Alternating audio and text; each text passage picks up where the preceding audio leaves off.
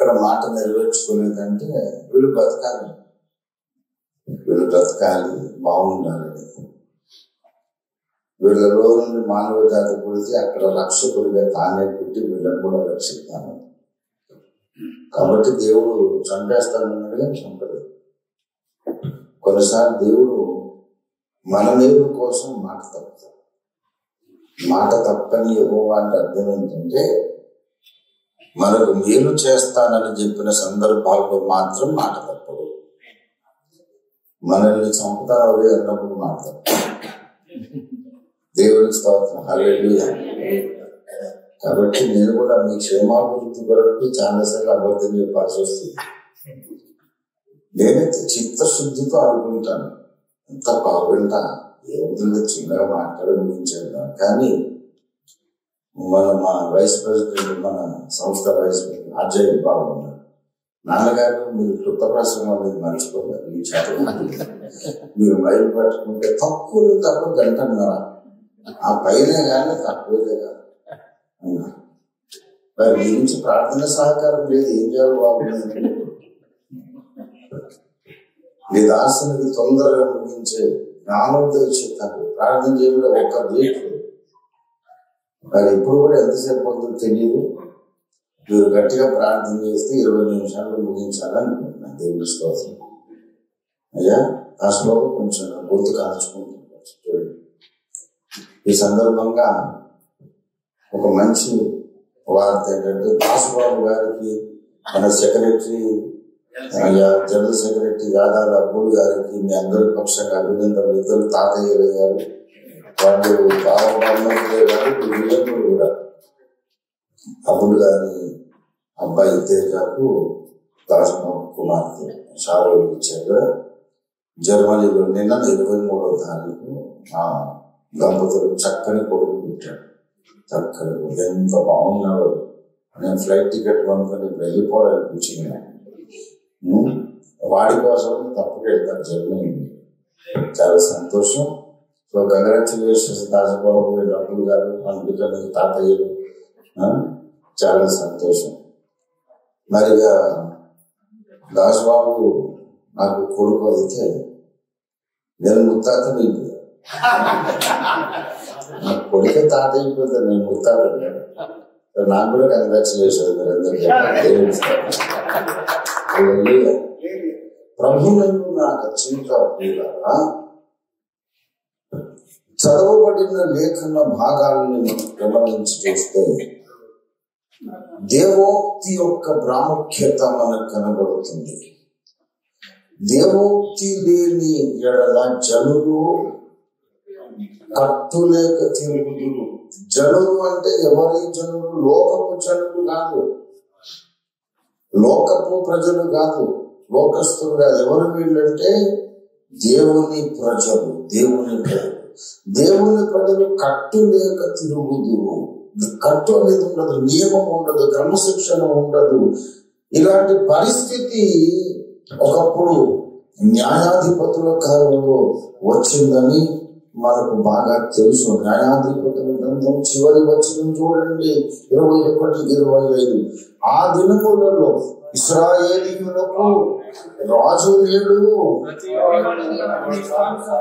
ప్రతివాడు తన ఇష్టానుసారులుగా ప్రవర్తించుకొనవచ్చును. ఆ దినములలో ఇశ్రాయేలుకు రాజు లేడు, ప్రతివాడు తన ఇష్టానుసారులుగా ప్రవర్తించుకోవచ్చును.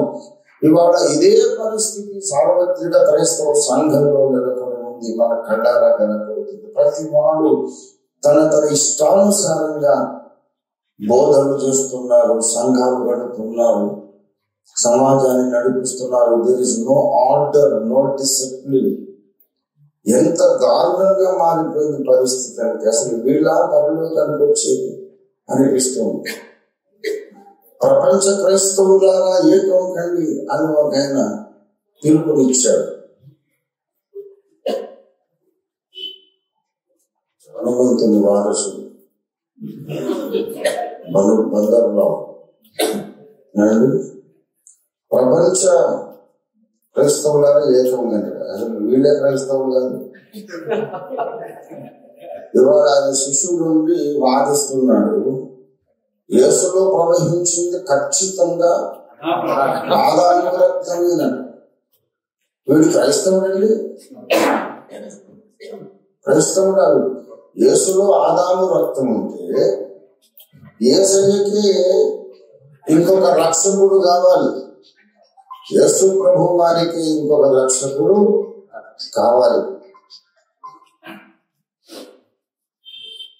ఆయన మనల్ని ఏం రక్షిస్తాడు? ఆయన రక్తంలో పాపం ఉంటే ఆయన ఏం రక్షిస్తాడు? ఆయనకి ఇంకొక రక్షకుడు కావాలి. యేసు ప్రభువులో ఆదాము రక్తం ఉంది. ఆదాము రక్తం ఉండడానికి కష్టపడి ఆయన కన్నీరు పుట్టడం దేనికి? అందరిలాగా పుట్టేసేయచ్చు కదా. అందరిలాగా అమ్మ నాన్నలు కలిసి పుట్టిన మనకి ఆదాము రక్తం ఉంది, కన్నీరు పుట్టితే ఆయనకి ఆదాము రక్తం ఉంది. అంత కష్టపడి అంత అద్భుతం చేసి పుట్టాల్సిన అవసరం లేదు. యేసు ప్రభు వారి రక్తము ఆదాము రక్తమే అయినట్లయితే అపొస్తలుల కార్యాలు 20వ అధ్యాయం 28వ వచనంలో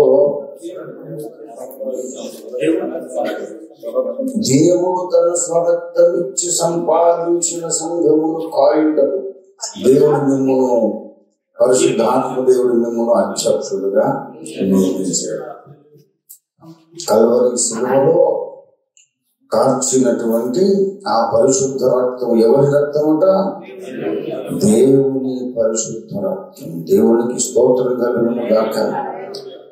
యేసయ్య కార్చిన రక్తము ఎటువంటి రక్తము అంటే, మొదటి పేతురు పత్రిక 1వ అధ్యాయము దయచేసి 19వ వచనం చదవండి. అమూల్యమైన రక్తము చేత నిర్దోషము నిష్కళంకము గొర్రె పిల్ల వంటి క్రీస్తు రక్తం ఆదాము రక్తమే అయితే ఇది అమూల్యమైన రక్తం ఎలాగైంది? నిర్దోషమైన రక్తం ఎలాగైంది? నిష్కళంక రక్తం ఎలాగైంది? యేసులో కూడా ఆదాము రక్తమే ఉంటే, యేసులో ఆదాము రక్తమే ఉంటే, యేసు రక్తం అమూల్యమైనది అయితే ఆదాము రక్తం కూడా అమూల్యమైనది. యేసు రక్తం నిర్దోషమైనది అయితే ఆదాము రక్తం కూడా నిర్దోషమైనది. యేసు రక్తము నిష్కళంకమైతే ఆదాము రక్తం కూడా. ఇంకా మరి పాపం ఎక్కడిది? నరకం ఎందుకు?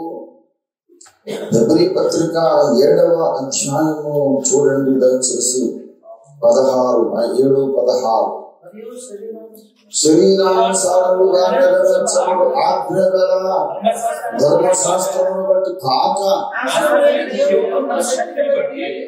నాశనము లేని జీవమునకున్న శక్తిని బట్టి దేవునికి స్తోత్రం కలుగును గాక.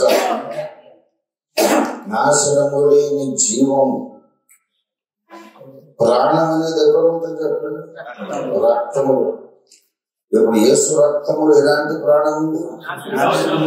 అక్షయమైన ప్రాణం ఉంది. అందుకే మరణం ఆయన్ని బంధించి ఉంచడం ఆదాముని బంధించగలిగింది కదా. మరణం ఆదామును బంధించగలిగింది, యేసును బంధించుట అసాధ్యమైంది. ఆదాము రక్తమే ఉంటే యేసును కూడా బంధించేసేది. కానీ సండే స్కూల్ పిల్లలకు ఉన్నంత కామన్ సెన్స్ కూడా లేకుండా వీళ్ళు సంఘాలు నడిపించేస్తున్నారు, సమాజాన్ని పాడు చేస్తున్నారు. అదేమంటే నీకు ఎవరు అధికారం ఇచ్చారు, ఎవరు సగం చెప్పారు, ఎవరు అభిషేకం ఇచ్చారంటే అదంతా అవసరం లేదు. మరి అభిషేకం లేదు, ప్రతిష్ట లేదు, దేవుడు పిలిచేది లేదు, ఏం లేదు. ఎవడైనా వాక్యం చెప్పచ్చు, అందరూ సమానమే, ఇందులో పెద్దగా అభిషక్తులు అనేవాళ్ళు ఉండరు అని అదొక సిద్ధాంతం. అదొక సిద్ధాంతం. అభిషేకించబడేది హస్త నిక్షేపణం అక్కర్లేదు, ఎవడైనా చెప్పొచ్చు వాక్యం. అవును, ఎవడైనా చెప్పొచ్చు. అయితే మరి నువ్వెందుకు చెప్తున్నావు? నువ్వు కూర్చో, వేరే వాడు చెప్తాడు, నువ్వు చెప్తున్నావు. ఎట్లా లీడర్ అయ్యావు? అభిషేకం లేదు, హస్త నిక్షేపం లేదు, ఒక పరంపర, గురు పరంపర లేదు. మరి ఎవడైనా ఎందుకు నువ్వు పులిపిటెక్కావు? ఎందుకు మైక్ పట్టుకున్నావు? అంటే లోన్ ఉన్నాడన్నా ఒక లీడర్ అన్నమాట. ఎవరికి నాకు మాటలు వస్తే వాగ్దాటి ఉంటే వాడు ఒక లీడర్ అన్నమాట. వాడి మాట మనం ఎందుకు వినాలంటే వాడు నోరు ఉంది కాబట్టి, ఇంత నోరు తీసుకొని అరుస్తాడు కాబట్టి అందరూ వినాలి. బైబిల్ సాంప్రదాయం అది కాదు. నోరున్నందుకు కాదు, దేవుడు పిలిచి అభిషేకించి పంపిస్తే, దేవుడు నియమిస్తే నత్తివాని మాటైన సమాజం వినాలి. హల్లెలూయా. సమాజం ఇలా తయారైంది, మన వాళ్ళని గుర్తిస్తున్నారు. దైవ సేవకులందరూ ఒకటి కావాలని పాస్టర్ల కాన్ఫరెన్స్ పెట్టేసి, పాస్టర్ల యొక్క అసోసియేషన్ పెట్టి ఇట్లాంటి వాళ్ళు కూడా కలుపుకోవడానికి ఐక్యత అంట. అంటే ఏంటంటే ఏలియా యెజబెల్ కలిసి ఐక్యంగా ఉండాలని వీళ్ళ ప్రయత్నం. ఎవరి ఇప్పుడు జరిగేది దేవుని బిడ్డలు, అసలు దేవుని ఎరుగని వాళ్ళు అందరూ కలిసిపోతున్నారు. సమాజం చెడిపోయింది. ఇష్టానుసారంగా ప్రతివాడు తన ఇష్టానుసారంగా నడుచుకొని వచ్చాను. కట్టు లేక తిరగడం అయినా తన ఇష్టానుసారంగా తిరగడం అని ఒకటే అర్థం. దీనికి పరిష్కారం ఏమిటి అంటే దేవోక్తి. దీనికి పరిష్కారం దేవోక్తి అనేది రావాలి అంటే ఒక ప్రవక్త కావాలి. దేవునికి స్తోత్రం. దేవోక్తి కావాలంటే ఎలా వస్తుంది దేవోక్తి? దేవుడు కొంతమందిని అభిషేకించుకొని పిలిచి వారి నోట్లో తన మాటలు పెడతాడు. దేవునికి స్తోత్రం కలుగునుగాక. హోషేయ గ్రంథం 51వ అధ్యాయం, హోషేయ గ్రంథం 51వ అధ్యాయం 16వ వచనం చూడండి. నేను ఆకాశములను స్థాపించినట్లు నా జనము నీవే అని సీయోనుతో చెప్పునట్లు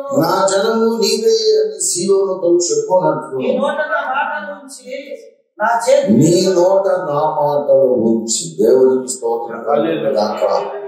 హల్లెలూయా. నీ నోట నా మాటలు ఉంచి.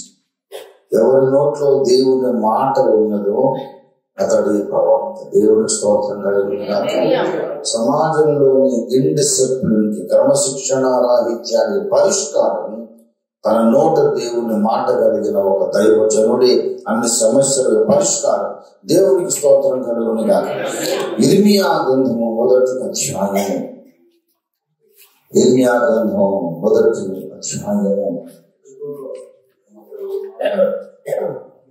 9వ వచనం చెప్పండి. ఇదో యెహోవా చేయి చాపి నా నోరు ముట్టి ఇదిగో ఇలాగు సెలవిచ్చెను, నీ నోట నా మాటలు ఉంచి ఉన్నాను.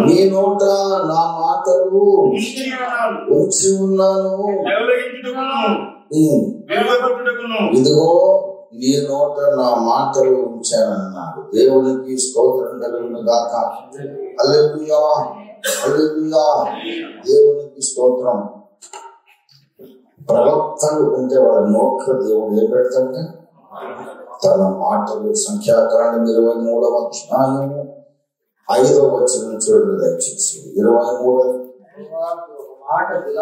యెహోవా యొక్క మాట.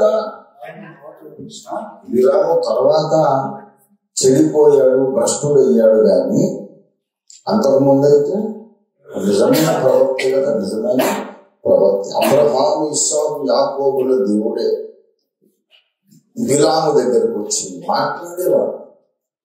బిలాము ఏంటి, మీ ఇంట్లో చుట్టాలు మనిషితో మాట్లాడినట్టు దేవుడు బిలాముతో మాట్లాడేవాడు. మనిషిలాగా కాన్వర్సేషన్. జాగ్రత్త సుమి, నేను వాడిని ఆశీర్వదించాను, నువ్వు శపించకూడదు అని దేవుడు చెప్పాడు. మరి ఇంటికి ఎప్పుడైనా వచ్చి దేవుడు ఎట్లా కనబడి ముందు నిలబడి మాట్లాడతాడు. దేవునికి అంత సన్నిహితుడు బిలాము. తర్వాత ధనాపేక్షకు గురై దుర్నీతి వలన కలిగే బహుమానాన్ని ఆశించినందుకు భ్రష్టుడు అయిపోయాడు. కానీ అంతకుముందు నిజమైన ప్రవక్తే. మొదటి నుండి భ్రష్టుడు కాదు. ఇస్కరియోతు యూదా కూడా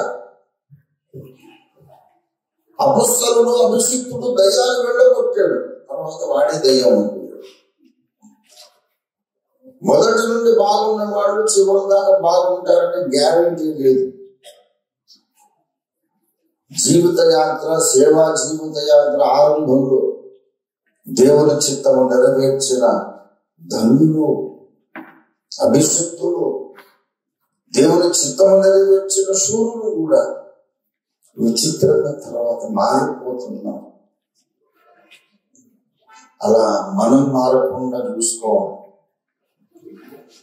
బిలాము చరిత్ర, ఇస్కరియోతు యూదా చరిత్ర మనం చదివినప్పుడు మనం నేర్చుకోవాల్సిన పాఠం, పొందవలసిన హెచ్చరిక ఏంటంటే, ఒకప్పుడు యేసయ్యకు నమ్మిన పంటగా ఉంది, డబ్బు సంచి కూడా మెయింటైన్ చేసి దయ్యాలు వెళ్ళగొట్టిన అపొస్తలుడు, అభిషిక్తుడు, తర్వాత సాతాను వాడిలో దూరి వాడే సైతానైపోయాడు. మరి నేను ఆ పరిస్థితికి రాకూడదని మనందరం జాగ్రత్త పడాలి. బిలామును చూసి జాగ్రత్త పడాలి. ఒక్క మాట, బాలాకు రాజా, యెహోవా నాకు ప్రత్యక్షమయ్యాడు, నీవెవరితో యుద్ధం చేయాలనుకుంటున్నావో వాడు దేవుని ప్రజలు, భూమి ఆకాశములను చేసిన దేవుని ప్రజలు. వాళ్ళకి వ్యతిరేకంగా నువ్వు చేసే ఆలోచనకు నేను సహకరించను, జాగ్రత్త, మళ్ళీ నువ్వు నాతో మాట్లాడదు అని ఖండితంగా మాట్లాడి వెళ్ళిపోయాడు అనుకోండి. ఒక ప్రవక్తగానే చచ్చిపోయేవాడు, ఒక ప్రవక్తగానే మరణించి పరదేశకు వెళ్ళేవాడు, మహిమలోకలు యుగ యుగాలు ఉండేవాడు. కానీ ప్రవక్తగా మరణించలేదు. నీతిమంతుని మరణం నాకు రావాలి, నాకు మంచి మరణం రావాలి, నా అంత్యదశ నీతిమంతుల అంత్యదశలా ఉండాలని ఆశించాడు, కానీ అతను పొందలేదు. నీతిమంతుని మరణం రాలేదు. సోదగాడుగా దయ్యాల స్నేహితుడిగా చచ్చిపోయాడు. ఇలా ఎంత ఉన్నత అభిషేకం ఉన్నా మనం జాగ్రత్తగా నడవకపోతే ఫోన్స్ అన్ని సైలెంట్ మోడ్ లో పెట్టేసేయండి. నాకు కూడా అప్పుడప్పుడు వస్తూ ఉంటే పర్వాలేదు, తప్పే కాదు. అది ఆ ఫోన్ ఒకవేళ ఎవరన్నా మీ మిత్రుడు, అయ్యా మీ అకౌంట్ లో ₹1,00,000 వేస్తున్నాను అనే ఫోనే అది వచ్చు. మరి అప్పుడు మీరు ఆన్సర్ చేస్తే మంచిది, నాకు 10,000 కూడా వస్తుంది. దేవుని స్తోత్రం. అవకాశం ఉన్నంత వరకు ఫ్లైట్ మోడ్ లో పెట్టండి. దేవుని స్తోత్రం కలిగి. మనం ఎంత అభిషిక్తులమైన, ఎంత ప్రతిష్ఠితులమైన జాగ్రత్తగా ఉండకపోతే మన అంతం భ్రష్టత్వాలకు ఎండిపోయే అవకాశం లేదు. జాగ్రత్తగా ఉండాలి. ఇలాంటి పరిస్థితులలో అసలు ప్రవక్తలు, అభిషిక్తులు, అపొస్తలులే సాతానుకు చోటిచ్చినప్పుడు సంఘాలలోనికి ఏమొచ్చేస్తుందంటే సాతాను బోధ వచ్చేస్తుంది. సాతాను బోధ వచ్చేస్తుంది. సాతాను బహుయుక్తిపరుడు, మీరు జ్ఞాపకం పెట్టుకోవాలి. వాడు మహా మేధావి. నేను వాణ్ణేమి ప్రస్తుతించడం లేదు, పొగట్టం లేదు. కానీ మన శత్రువు మనకంటే చురుకైన వాడు, బలవంతుడని జ్ఞాపకం చేస్తున్నాను, హెచ్చరిక పొందడానికి. ఎటువంటి వాడైనా వాడు మెల్లగా దారి తప్పించడానికి ప్రయత్నం చేస్తాడు. నీ మీద గురి పెట్టాడు అనుకోండి, నేను మెల్లిగా రక్షణ మార్గం నుండి, భక్తి మార్గం నుండి, నీతి మార్గం నుండి పక్కకు తొలగించడానికి విశ్వ ప్రయత్నం చేస్తాడు. ఒక ప్రయత్నం చేస్తాడు, నువ్వు వినలేదనుకోండి, కొన్నాళ్ళు గ్యాప్ ఇచ్చి మళ్ళీ వస్తాడు. వాడు వెళ్ళిపోయేట్టుగా రాడు, శాశ్వతంగా వెళ్ళిపోయాడని భ్రమలో ఉంటావు. నువ్వు వెళ్ళినట్టు వెళ్ళి కొన్నాళ్ళు మళ్ళీ వస్తాడు, ఇంకో యాంగిల్లో కొడతాడు. ఇంకో ఆర్థిక ఇబ్బంది, భార్యతో ఇబ్బంది, లేక భర్తతో, పిల్లల ద్వారా, లేకపోతే ఇంకోటి. వాడి దగ్గర ఎన్నో అగ్ని బాణాలు ఉన్నాయి. నువ్వు బాణం వేస్తావు, నువ్వు లొంగకపోతే సరే ఇప్పటికి వదిలేద్దామని వెళ్ళి మళ్ళీ కొన్నాళ్ళు దాకా వస్తావు. నీ మీద టార్గెట్ పెట్టాడండి. నేను భ్రష్టురాన్ని చేసేదాకా వాడు మళ్ళీ మళ్ళీ మళ్ళీ మళ్ళీ మళ్ళీ మళ్ళీ కొడతాను అంటాడు. అలాగే జరగొట్టాడు వీళ్ళందరినీ. బిలాము మొదటిసారి వచ్చినప్పుడు నేను మీకు సహకరించాలని చెప్పాడు లేదా? బాలాకు తన ఇంటడు బంగారం ఇచ్చినా సరే నేను రాను అన్నాడు లేదా? ఆఖరికి వచ్చి కూడా ఏమన్నాడంటే, ఏమని భయపెట్టగలను? దేవుడు భయపెట్టలేదు. ఏమని శపించగలను? దేవుడు శపించలేదు. యోధాలో రాజదండం ఉన్నది అని అద్భుత ప్రవచనం చెప్పాడు. అక్కడ ఆగినా బాగుండేది. కానీ దుష్టుడు మళ్ళీ మళ్ళీ మళ్ళీ మళ్ళీ ప్రయత్నం చేసి ఎన్ని చర్చలు జరిగినవి, ఎన్ని విధాలుగా ఒప్పించాడు, ఎన్ని విధాలుగా ఎలా చేశాడు నాకు తెలుసు. అవన్నీ చెప్పడం ఇప్పుడు బాగుండదు. ఏదో విధంగా అతని మైండ్ను బెండ్ చేస్తాడన్నమాట. ఒక అల్యూమినియం పుల్ల ఉందనుకోండి, అల్యూమినియం రాడు ఇట్లాంటి ఊరికనే వంగిపోతుంది. కానీ ఒక రైలు పట్టాలు ఉందనుకోండి, దాన్ని మీరు ఉంచగలరా? మనం ఉంచలేము కదా. కానీ దాన్ని కూడా ఉంచాలంటే దానికి తగినటువంటి ఫైర్లో పెడతాను, దానికి వేరే మెషిన్ ఉంటుంది, వంగిపోతుంది. అది కనుక బలహీనులు తొందరగా లొంగిపోతారు. బలవంతుడైతే రైలు పట్టాలను కూడా వంగదీయగలిగినటువంటి యంత్రాన్ని వాడి దగ్గర. ఒక ప్రెషర్ లో, ఒక హీట్ లో ఎంత బలమైన ఉక్కు రాడ్ వంగి. కాబట్టి మనకు దేవుని కాపుదల కావాలి.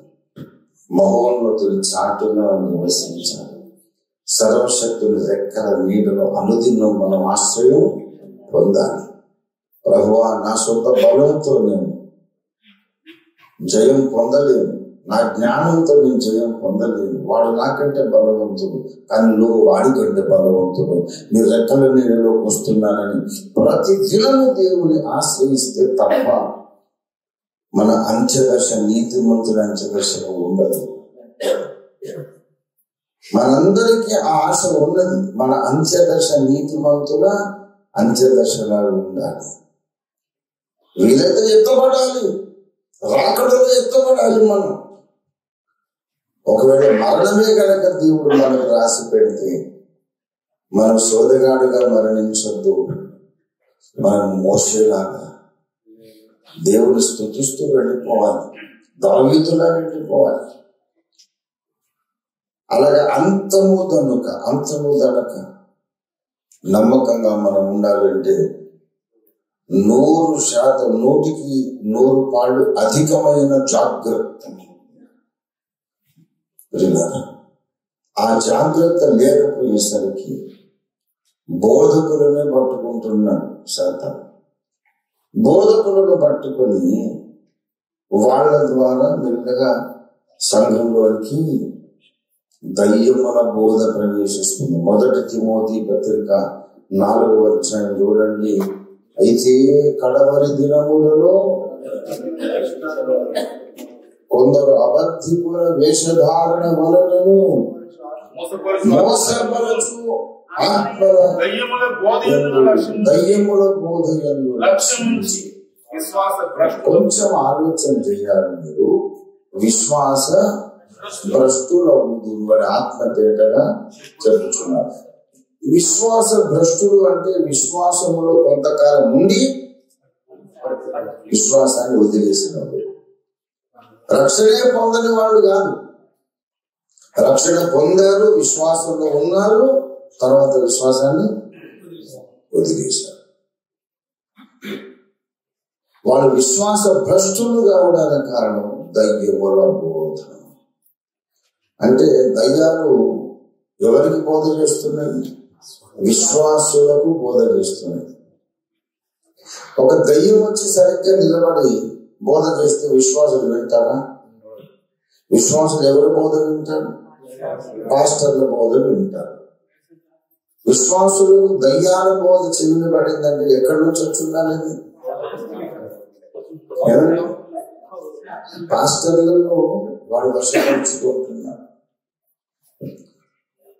చుట్టూ చూస్తుంటే చాలా భయంకరమైన పరిస్థితి కనబడుతుంది. పరిశుద్ధత అవసరము లేదు, ప్రార్థన అవసరము లేదు, సమాజ కూటాలు లేదు, అభిషేకము ప్రతిష్ట అక్కడ లేదు, హస్త నిక్షేపం లేదు, క్రమము లేదు, క్రమశిక్షణ లేదు. అది ఎవరికాడ అందరు బోధకుడేనట. ఎవరికి నోరుంటే వాడు బోధకుడట. అపొస్తలిక పరంపర అనేది భగ్నం. ఈ దినములో ఇస్రాయేలుకు రాజు లేడు. ప్రతివాడి ఇష్టానుసారంగా తన సిద్ధాంతాలు రూపొందించుకున్నాడు. ఎవరికి ఇష్టం వచ్చినట్టు వాళ్ళు బోధలు చేస్తున్నారు. మనుషులు కూడా, ప్రజలు కూడా దాన్నే కోరుకుంటున్నారు. నేను దేవుడు చెప్పను, నాకెవరు వ్యతిరేకం కాదు, ఎవరి మీద నాకు ద్వేషము లేదు, అసూయ లేదు. ఎందుకంటే నేను అసూయ పడాల్సినంత లెవెల్ నా అసూయ భూమి మీద లేదు. నేను అసూయపడి అంత లెవెల్, వాడు ఎక్కడో కింద ఉంటాడు, నేను అంతరిక్షంలో ఉన్నాను. నేను ఎవరిని చూసి జాలి పడతాను అసూయపడ. అయితే ఒక పాస్టర్ గారు ఉన్నారు, 8 ప్రసంగాలు చేస్తారు. 8 సార్లు అదే ప్రసంగం చేస్తారు.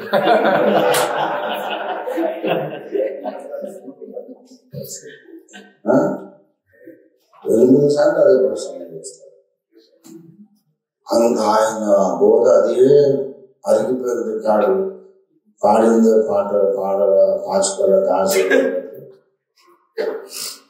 అదే ఒక చోట చెప్పింది. అన్ని వైపులా మరి ఆ మనుషుడు ఎల్ఈడి స్క్రీన్ పెడతాడు. ఎల్ఈడి స్క్రీన్ పెడితే దాని ముందు కూర్చోడానికి వేల జనం నిలబడుతున్నారు. ఒకసారి చెప్పింది మరి ఆ రోజుల్లో ఒకటే ప్రశ్న. మరి జనం ఎందుకు కూర్చుంటున్నారు? ఏమి నేర్చుకుంటారంటే మీరు అమాయకులుగా ఉన్నారు సార్. ఎవడన్నా ఆరాధనకు ఎవడన్నా నేర్చుకోవడానికి వెళ్తాడా? విరాట్ కోహ్లీ అమాయకులుగా ఉన్నారు. వెళ్ళాలి ఆచారం కాబట్టి వెళ్తున్నాం.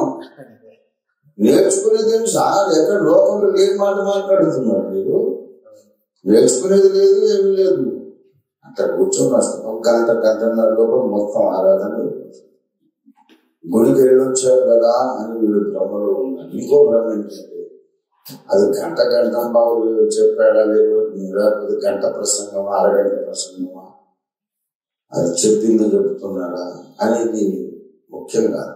మేము కూర్చున్నటువంటి దేవాలయం చాలా విశాలంగా ఉంది. అంత విశాలమైన గుడిలో కూర్చున్నందుకు దేవుడు తప్పక మాకు మోక్షం ఇస్తాడు అనే భ్రమలు. వాక్యంలో సందేహాలు తీర్చుకోవడానికి నా దగ్గరకు వస్తారు. మరి ఆయన అనవచ్చు కదా అంటే అసలు దగ్గరికి రాలేండి అని మాట్లాడండి. అదే డౌట్లు తెచ్చడానికి ఓఫీర్ గారు కావాలి. అక్కడికి వెళ్తే నీకు డౌట్లు పుడుతున్నాయి కానీ తీరడం ఉండదు. ఎందుకు వెళ్తున్నావు అక్కడికి అంటే అక్కడ చాలా పెద్ద గుడి సార్, చాలా మంది వస్తారండి.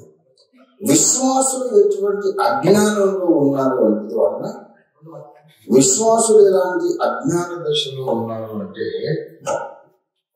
వాక్యం ఉండే చోటుకి వెళ్ళాలని అనుకోవట్లేదు. పెద్ద మందిరం ఉండాలి, పెద్ద విశాలమైన ప్రార్థనా మందిరం ఉండాలి. ఎక్కడో ఒక చోట గొప్ప దైవజనుడు ఒక ఆయన ఒక ఉపదేశం చేశాడు. మీరు దగ్గరగా ఉన్న మందిరం ఏదో చూసుకొని వెళ్ళకండి, వాక్యం ఉన్న మందిరం ఏదో చూసుకొని వెళ్ళండి. దేవుని కానీ ఇప్పటి సమాజం 99% వాక్యానికి విలువ ఇవ్వడం లేదు. వాక్యానికి విలువ ఇవ్వడం లేదు. ఎందుకనగా జనులు హితబోధను సహింపక దురదశములు గలవారై తమ స్వకీయ దురాశలకు అనుకూలమైన బోధకులను తమ కొరకు పోగు చేసుకునే కాలం రక్షించున్నది. వచ్చేసింది. 2000 ఏళ్ల కిందట పౌరులు చెప్పాడు వచ్చుచున్నది అని. ఇప్పుడు మనం ఏం చెప్పుకోవాలంటే వచ్చింది. జనాలకు సత్యవాక్యం అక్కర్లేదు. పెద్ద గుడి కావాలి, పెద్ద ఫర్నిచర్, అందమైనటువంటి ఆ సెటప్ కావాలి. ఒక అమ్మాయి అయితే ఘోరం, ఎందుకు ఆ గుడికి పోతా ఉన్నా అంటే ఆయన సూట్ బాగుంటుంది, సూట్ బాగుంటుంది, రైలందరూ పోతుందని. ఎంత దారుణం అంటే అసలు విలువలే మర్చిపోయారు, లేఖనాన్ని మర్చిపోయారు. పెద్ద గుడి కట్టానని వాళ్ళు సంతోషపడుతున్నారు, పెద్ద గుడిలో ఆరాధించానని వీళ్ళు సంతోషపడుతున్నారు. కానీ సర్వోన్నతుడు హస్తకృతాలయములో నివసించాడు అనే మాటే మర్చిపోయారు. బైబిల్ను వదిలేసి నేటి క్రైస్తవ సమాజం అనేక ఆమడల దూరం వెళ్ళిపోయింది. ఎన్నో ఆమడలు వెళ్ళిపోయింది బైబిల్ వదిలేసి. అసలు సర్వోన్నతుడు హస్తకృతాలయములో నివసింపడంటే ఇప్పుడు గుడిగట్టు. ఎవరు చెప్పారు చర్చి గొడవ కొట్టారండి మీరు రావాలి. మామూలు అప్పుడు అక్కర్లేదు, ఇట్లా గొడవలు వస్తే ఓపిక రావాలి. నాకు తెలుసు వీడి సంగతి, నన్ను అవసరాన్ని వాడుకుంటున్నాడు కానీ తర్వాత ఉద్యమానికి సహకరించాను.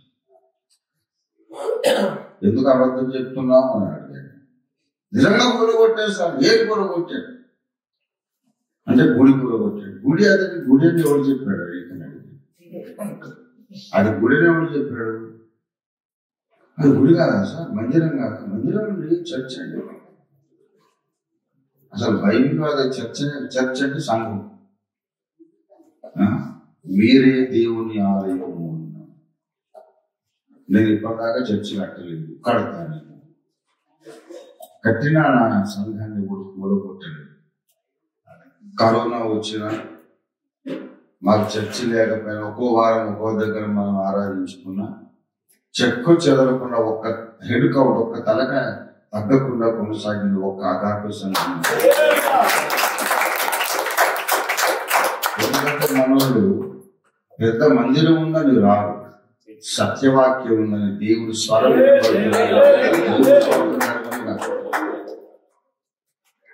ఎన్ని శోధనలు వచ్చినా, ఎన్ని పరీక్షలు, పెను తుఫాన్లు ఎన్ని వచ్చినా సరే మనోడు మాత్రం చెక్కు చెదరకుండా ఉంటాడు. ఇటీవల నేను మంచివాడిని కాదని ప్రచారం మొదలుపెట్టాను. అయినా మనోళ్ళు అందరూ వస్తారు. ఎవరు అడిగారంటే మీరు ఎందుకు పెట్టారండి అక్కడికి అని అంటే, అది మంచివాడని మేము పోలేదండి, ఆ నోట్లో వాక్యం ఉందని. అసలు అగాపే వాడు కానటువంటి వేరే అభిషేక్త సేవకుడు ఒక ఆయన ఒక వీడియో రికార్డ్ చేసి నెట్లో పెట్టాడు. ఓఫీర్ గారు మంచోడు కాదని ప్రచారాలు చేస్తున్నారు. అసలు నేను మంచోడని ఓఫీర్ గారు ఎప్పుడు చెప్పుకున్నాడు? ఓఫీర్ గారు మంచోడని కాదు, ఆయన విశ్వాసులందరూ కూడా ఆయన నోట్లో దేవుని వాక్యం ఉంది కనుక వస్తారు. ఆయన పేరేం చేయలేరు అన్నట్టు. దేవుని స్తోత్రం. ఈ దినాలలో ఖచ్చితమైన వాక్య ప్రమాణాల ప్రకారం నడుస్తున్న ఏకైక సంస్థ ఓఫీర్ మినిస్ట్రీస్. మిగతా వాళ్ళందరూ ఆ కట్టడం మీద ఆధారపడతారు, ఆ ఇన్ఫ్రాస్ట్రక్చర్ అండ్ బిల్డింగ్, ఆ భవన నిర్మాణం మీద ఆధారపడతారు, డబ్బుల మీద ఆధారపడతారు. డబ్బు లేని సంస్థ అన్నది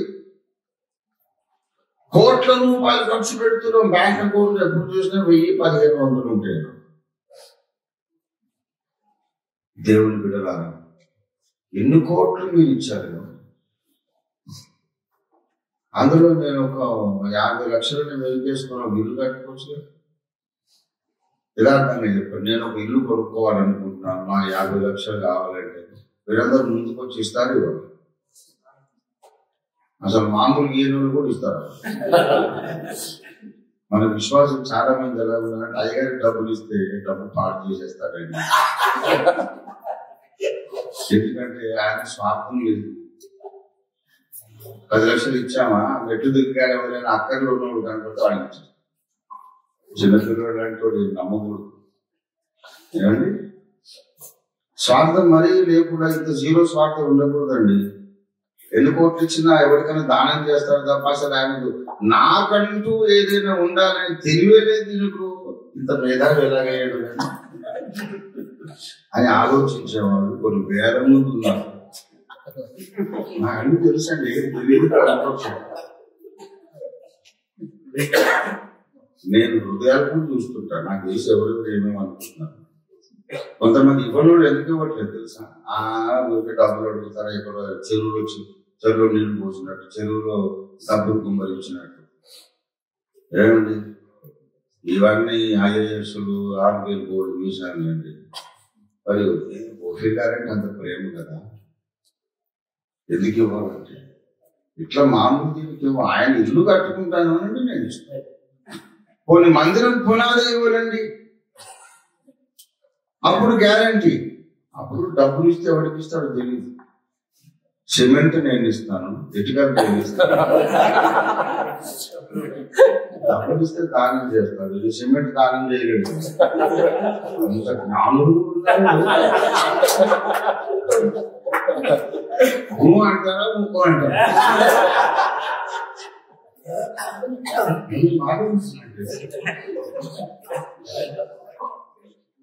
కదా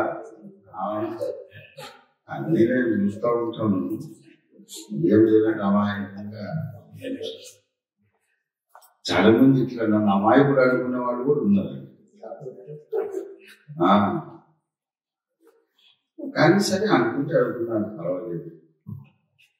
వీళ్ళారా ఇన్ని కోట్లు మీరు ఇచ్చారు, ఎప్పటికీ నేను ఇల్లు కొనుక్కోలేదు. అసలు కొనుక్కుందామని తలంపు అవసరం లేదు. నాకు రివర్స్ లో ఏం తలంపు అంటే, ఎప్పటికైనా దేవుడు నాకు ద్వారం తెరిచి 1,000 కోట్లు దేవుడు నాకు ఇస్తే నేను నా బిడ్డలందరినీ ముందు సేవకుని పిలుస్తాను. అందరికి ఒక్కొక్క లక్ష లేకపోతే 5 లక్షలు ఇంతకాలం నాకు పోరాటం సహకరించాను.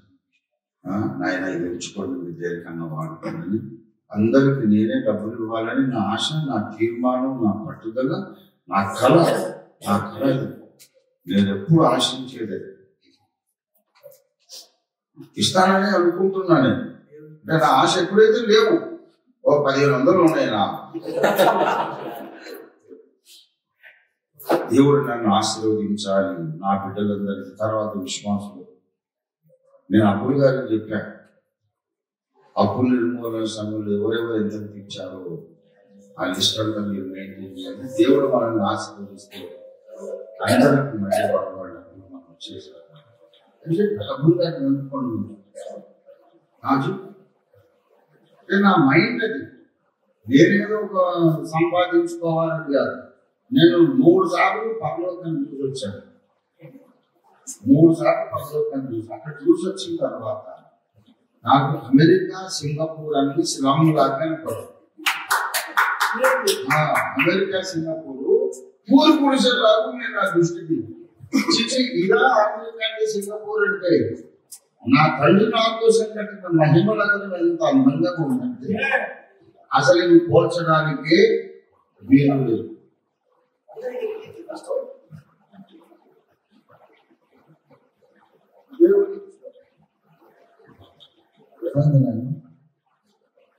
ప్రాక్టీస్ చేసావా? ఇప్పుడు కరెక్ట్ వచ్చిందా? దీంట్లో బ్యాటరీ ఉండాలి బెటా, దీంట్లో బ్యాటరీ లేదు చూసావా?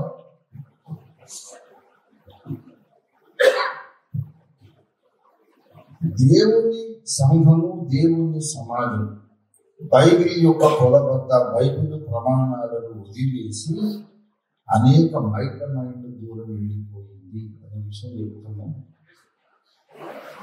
బైబిల్ ప్రమాణాలు ఏంటో తెలుసా? పౌరు భక్తుడే మనకు మాదిరి. దేవుని బిడ్డలారా, పౌరు భక్తుడే మనకు మాదిరి. ఆయన ఏమంటాడో చూడండి, మీ సొత్తులు కాదు బాబు, అమ్ములనే కోరుచున్న దేవునికి స్తోత్రం కలుగును గాక. నాకు మీ డబ్బులు అక్కర్లేదు బాబు, మీరే కావాలంటారు. దేవునికి స్తోత్రం కలుగును గాక. 12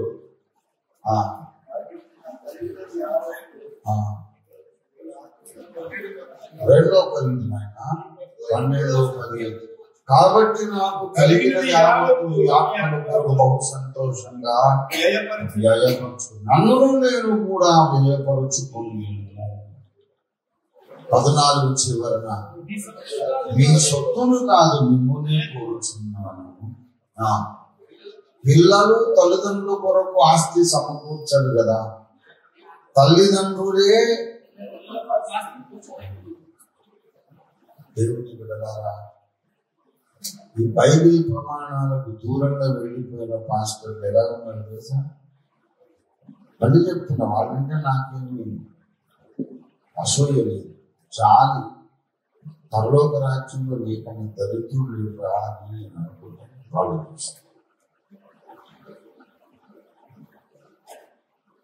నా దగ్గరికి ఒక మనిషి వచ్చాడు.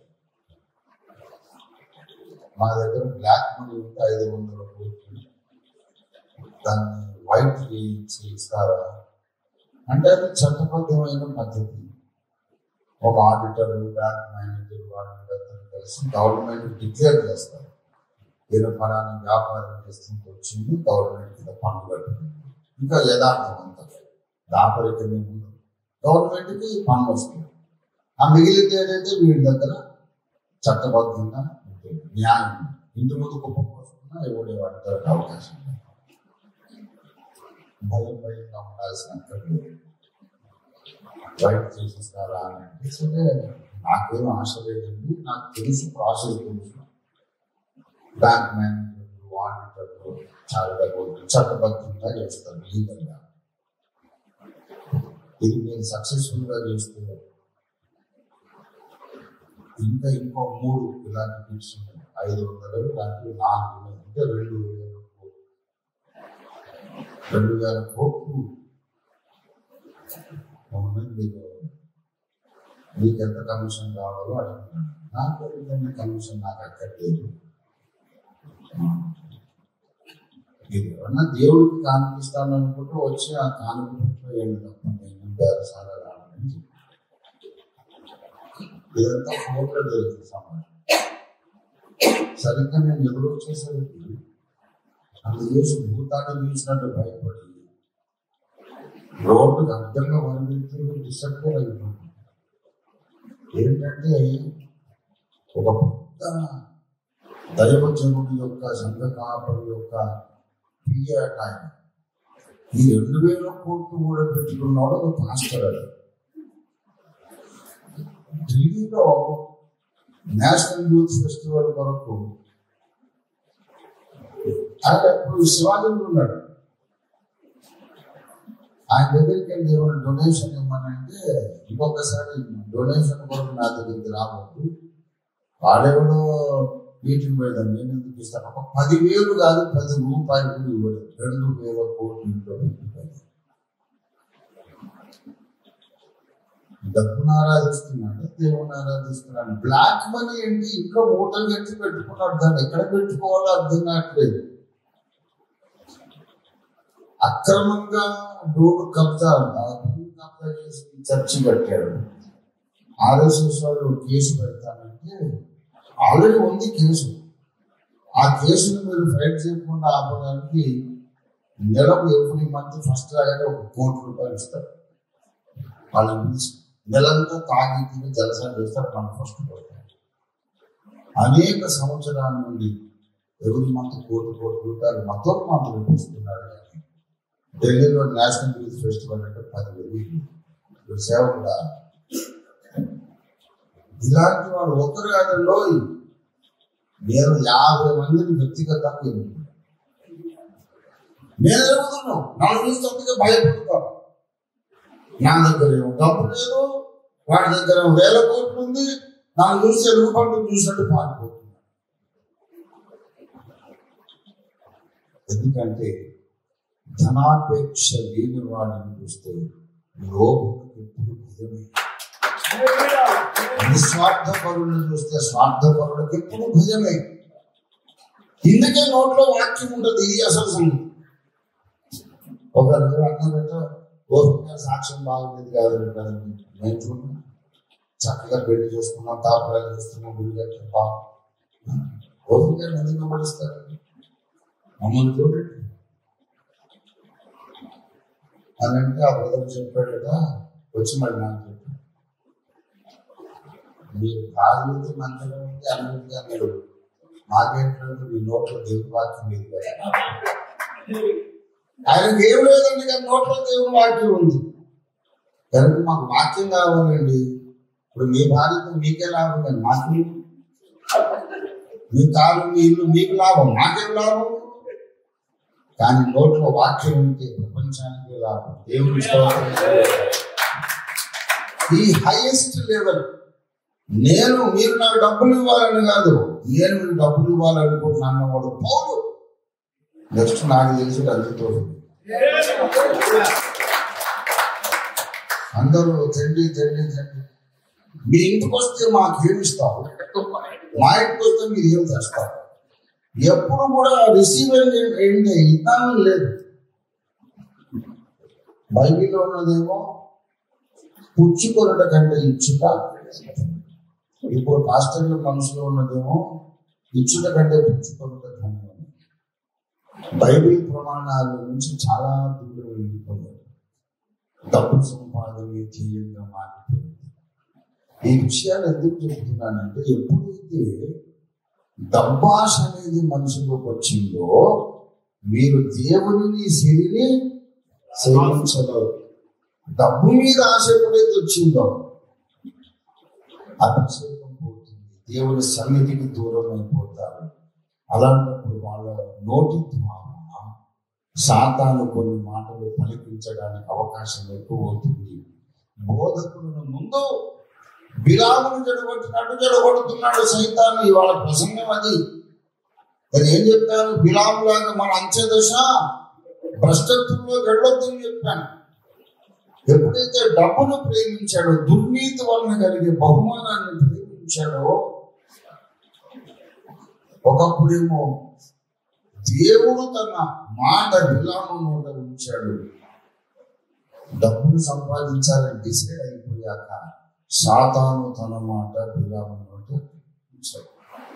అంతే కష్టపడిపోయాడు. డబ్బాశకు గురైన వాడు దేవుని వాక్యాన్ని స్వచ్ఛముగా ప్రకటించలేడు. తను తాను హెచ్చించుకునేవాడు దేవుని వాక్యం ప్రకటించలేడు. యెషయా నీ నోట నా మాటలు ఉంచాడు, ఇర్మియా నీ నోట నా మాటలు ఉంచాడు. ఆ స్థానంలో మనం ఉండాలి. మన నోట దేవుని వాక్కు మనం పలకగలిగితే, ఆ వాక్కును ఎవరైతే స్వీకరిస్తారో వాళ్ళందరూ మళ్ళీ దేవుని యొక్క కట్టుబాటులోకి వచ్చేస్తారు. దేవుని స్తోత్రం. సంఘములో ఉండే సకల బలహీనతలకు సర్వరోగ నివారణి దేవోక్తి.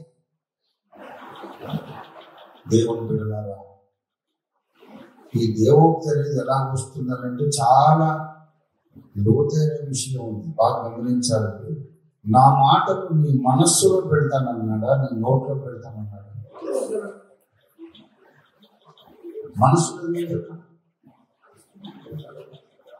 ఏమండి, నోట్లో కాదు మనస్సులో ఉంటే కనుక ఒకవేళ దాన్ని మనం ఆలోచించుకొని కొంచెం కలుపుతూ ఉంటాం. కొంత కల్తీ అయిపోతుంది. నీ మనస్సు నుండి వచ్చిన ప్రసంగం విశ్వాసుల మనస్సు వరకే చేరగలుగుతుంది. కానీ దేవుని మనస్సు నుండి నీ నోట్లోకి వచ్చిన ప్రసంగం వాళ్ళ హృదయాలను తాకుతుంది, బ్రతుకులను మారుస్తుంది, జీవాన్ని మార మనస్సును కలిగిస్తుంది. గత 45 ఏళ్ళుగా దేవుడు తన వాక్యం నా నోట్లోనే పెడుతుంది. ఫస్ట్ ఇయర్లో ఒక వేరే భక్తులు చెప్పిన ప్రసంగం విన్నాను. సేవకుల మీకు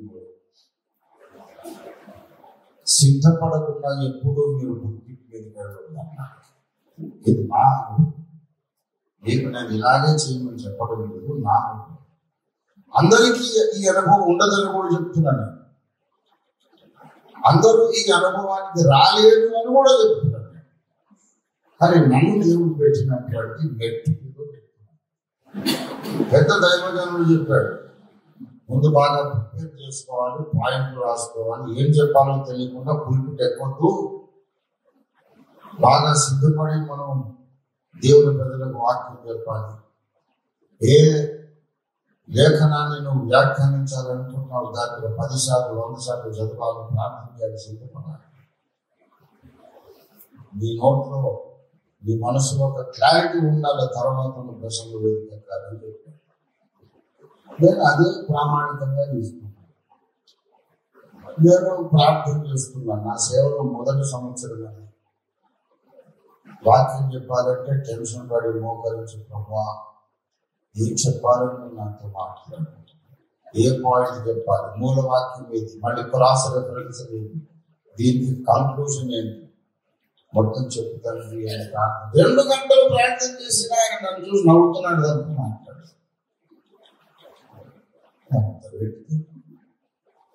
నేను అడుగుతున్నా, టెన్షన్ గా ఉంది, ప్రసంగం టైం అయిపోయింది, ఓవర్ యాక్షన్ ఉంటుంది. నువ్వు నాతో మాట్లాడు, లేకపోతే నా ప్రాణం తీసుకో అని ప్రార్థన చేస్తున్నా. నాతో మాట్లాడు, లేకపోతే ప్రాణం తీసుకో, నేను చచ్చిపోతాను. ఇప్పుడు నాతో చెప్పకపోతే నేను ప్రసంగం వేది ఎక్కను. నాతో మాట్లాడు, బయలుపరుచుకునే సందేశం, లేకపోతే నేను ఎక్కను తండ్రి ప్రసంగం వేది అని ప్రార్థన. అప్పుడు మాట్లాడేసి చల్లగా, ఎందుకు నేను రావద్దా నీకు ప్రసంగ వేదిక మీదకి, నేను రావద్దా? అదే నువ్వు రాకపోతే ఒక్కరిని వెళ్తాను, నువ్వు రావాలి కదా నాతో. ఓహో, అది నేను రావాలా? ఎక్కడ దాకా పుట్టి నీ దాకా రావాలి? నా పక్కనే ఉండాలి తండ్రి. అలా అప్పుడు చెప్తాను కదా, ఎప్పుడైతే టెన్షన్ పడుతున్నావు అప్పుడు చెప్తాను కదా, ముందెందుకు చెప్పాలి? ఇక్కడే చెప్పు అన్నామంటే నన్ను ఇక్కడ వదిలేసి వెళ్దాం అనుకుంటున్నాడు. ఇక్కడ నా దగ్గర ఏదైనా నేర్చుకొని నన్ను వదిలేసి వెళ్ళి అక్కడ అప్పగిస్తావు. అక్కడికి నేను వస్తాను కదంటే అక్కడ చెప్తాను కదా. అంటే ఇప్పుడు ఏం చెప్పమంటాడు తెలియకుండా నేను పులిపెట్టేది అప్పుడు అడగాలి. అప్పుడు దేవునికి మన మనస్సులో పెట్టడానికి టైం ఉండదు, డైరెక్ట్ గా నోట్లో మాట్లాడదు. ఈ 45 ఏళ్ల బట్టి నేను ఒక్కనాడు కూడా ప్రసంగం రాసుకోలేదు. అందరికీ తెలుసు, నా వంటందరూ ఉంటారు కదా కాబట్టి. ఏదో చూపు చెప్తారు మన ప్రసంగికులు అందరూ కూడా, పాతకాలంలో అవి ఆయన ప్రసంగం అంతా రాసుకొచ్చేటట్టు ఫ్యాన్ అంతా చెప్పి ఇక మూలవాక్యం గుర్తుంది. ఇదిగో నేను త్వరగా వచ్చుచున్నాను అంటున్నాడు, కాగితం ఎదుగుతున్నాడు. అది లేదు.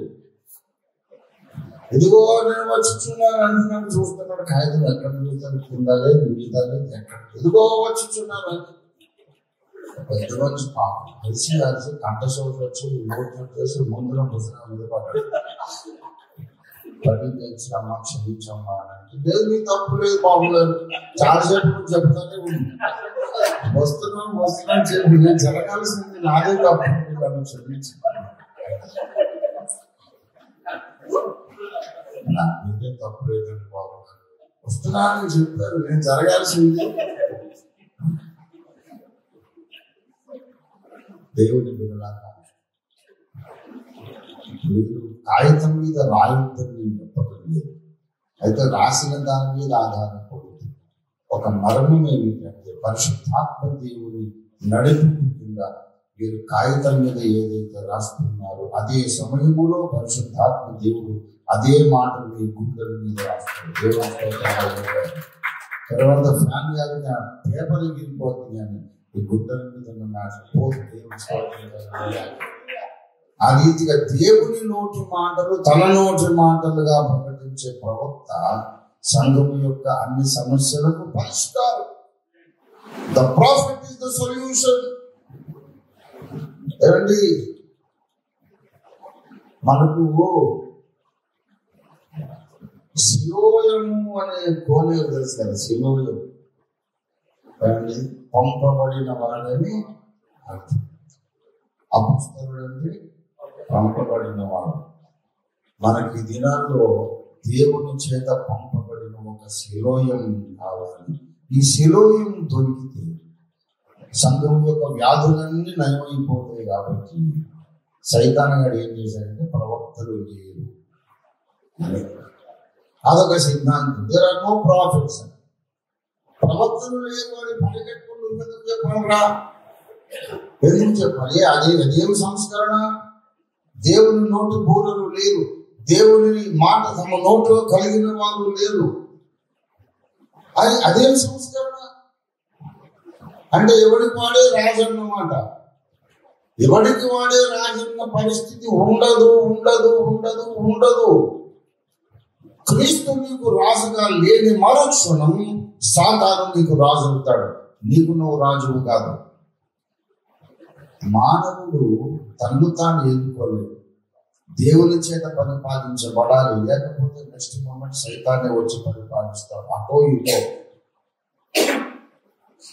మనందరం సాతాను అధికారం కింద ఉండొద్దు అనుకుంటే మనం ఎక్కడ ఉండాలి? నాకు నువ్వు వద్దు, నేను న్యూట్రల్ గా ఉంటాను అన్నవాడు వచ్చి తెలివి తక్కువ. అది ఇంపాసిబుల్. అది దేవుని కిందైనా ఉండాలి, సాతాను కిందైనా ఉండాలి. సాతాను అధికారం నాకు వద్దు అనుకుంటే దేవుని వాక్యాధికారం కింద రావాల్సిందే. దేవుని స్తోత్రం. అలాగే దేవుని నోటి మాటలు స్వచ్ఛంగా ఉన్నట్టు ప్రకటించగలిగి దేవుని సైన్యముగా మనందరం తయారు కావాలి. ఈ రోజులు గడుస్తున్న కొద్ది ఇంకా నేను ఈ చిమ్మ చీకటిని గమనిస్తా ఉన్నాను. యెషయా గ్రంథం 60వ అధ్యాయములో లెమ్ము తేజరిల్లుము, నీకు వెలుగు వచ్చి ఉన్నది, చూడము కటిక చీకటి జనములను కమ్ముతున్నది. దేవుని బిడ్డలారా, ప్రపంచానికి అవసరం దేవుని వాక్యం. దేవుని వాక్యము తమ నోట్లో కలిగిన బోధకులు దేవునికి రావాలి. దేవునికి స్తోత్రం కలుగును గాక. అలాంటి ప్రవక్తల సైన్యముగా మనం ఉండాలి. దేవుని స్తోత్రం కలుగును గాక. అంటే మనందరము కూడా నేనే ప్రవక్తను అని నేను ఎప్పుడు కోరుకోవట్లేదు. ప్రవక్తను నేనే, మీరందరూ ఆఫ్టర్ గా అని ఇప్పుడు అన్నాను. నేను అంత్యకాలపు ఏలియానని కాదు నేను చెప్పేది. ఏలియాన సంఘమును బట్టి ఒక నిర్మాణకుడు మేస్త్రి. నేనేలియా కాదు బాబు, లక్షల మంది ఏలియాలకు తండ్రిని. దేవుని స్తోత్రం కలిగిన ఏలియా లాగా మాట్లాడేవాడు వాళ్ళు అనేక వేల మంది ఉన్నారు. ఎన్నాళ్ళ వరకు 2 తలంపుల మధ్య తలపడొచ్చు అని వేల మంది అనడం లేదు. అనాలి నేర్పించింది నేను. దేవుని స్తోత్రం కలిగిన హల్లెలూయా. నాకు ఏలియా అనకండి అని అంటే అబ్బాయి తగ్గించుకుంటున్నాడు అన్నాడు. ఏమో తగ్గించుకోవడం కాదు, చాలా హెచ్చించుకుంటున్నాను. ఎందుకంటే ఏలియా లాగా ఏలియా ఒకటే మాట్లాడాడు. ఇవాళ ఏలియా భాష వేల మంది మాట్లాడుతున్నారు. ఆ వేల మందికి ఏలియా భాష నేర్పించను అని నేను మేస్త్రిని సంఘం కడుతున్నాను. దేవుని స్తోత్రం కలిగింది. కానీ యేసయ్య వచ్చాక ఆయన బహుమానం నాకు ఇస్తాడు. నాకు ఇచ్చేది ఆయన న్యాయవంతుడు, ఎలాగైనా ఇస్తాడు.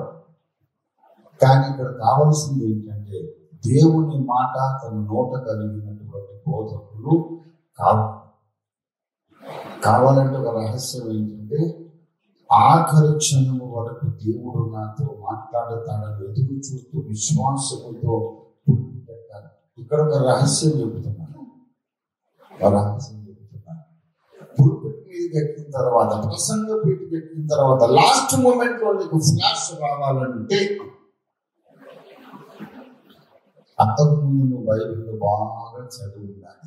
పరిశుద్ధాత్మ దేవుడు వచ్చి నీ హృదయంలో, నీ గుండెల్లో ఉన్నటువంటి వాక్యంలో ఏదో ఒక లేఖనాన్ని ఎత్తుకొని నీ కళ్ళ ముందుకు తెస్తాను. నీ హృదయం నిండా లోకం ఉంది అనుకోండి, నోట్లోకి వాక్యం రాదు. లోక సంబంధమైన తలంపులు ఉన్నాయనుకోండి, నీ నోట్లోకి వాక్యం రాదు. నువ్వు బైబిల్ చదవకుండా, హృదయంలో సమృద్ధిగా వాక్యం నింపుకోకుండా ప్రసంగ వేదిక ఎక్కేసి అయ్యగారితో మాట్లాడినట్టుగా నాతో కూడా మాట్లాడంటే వాడు 120 సార్లు చదివాడు, 2 సార్లు చదివేవాడు. దేవుడు మీకు కూడా అవలంబిస్తాడు, కానీ బాగా బైబిల్ చదవాలి. దేవుడి స్తోత్రం కలుగుతుంది. దివారాత్రులను ధ్యానించాలి. బైబిలే నా ప్రాణం, బైబిలే నా అన్నపానాలు అన్నంతగా మనం అంకితమైపోయింది. ఒక పిచ్చి పట్టినట్టుగా బైబిల్ చదవాలి.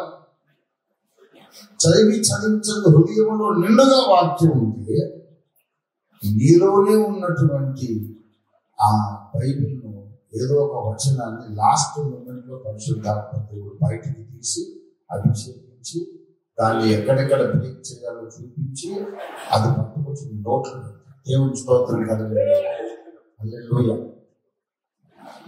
అంటే ఇంకో రహస్యం చెబుతున్నాను. సిద్ధపాటు అనేది ప్రసంగం చేయడానికి సిద్ధపాటు కాదు, నీవు దేవుడితో నడవడానికి నీ సిద్ధపాటు ఉండాలి. దేవుడి స్తోత్రం కలుగుతుంది. బైబిల్ చదివేది ప్రసంగాలు చేయడానికి చదవకండి, మిమ్మల్ని మీరు కడుక్కోవడానికి చదవండి, మారు మనసు పొందడానికి చదవండి, దేవుడి చిత్తం గ్రహించడానికి బైబిల్ చదవండి. ప్రసంగం ఆ టైం వచ్చేస్తుందో మాకు దేవుడు ఇస్తాడు, పర్వాలేదు.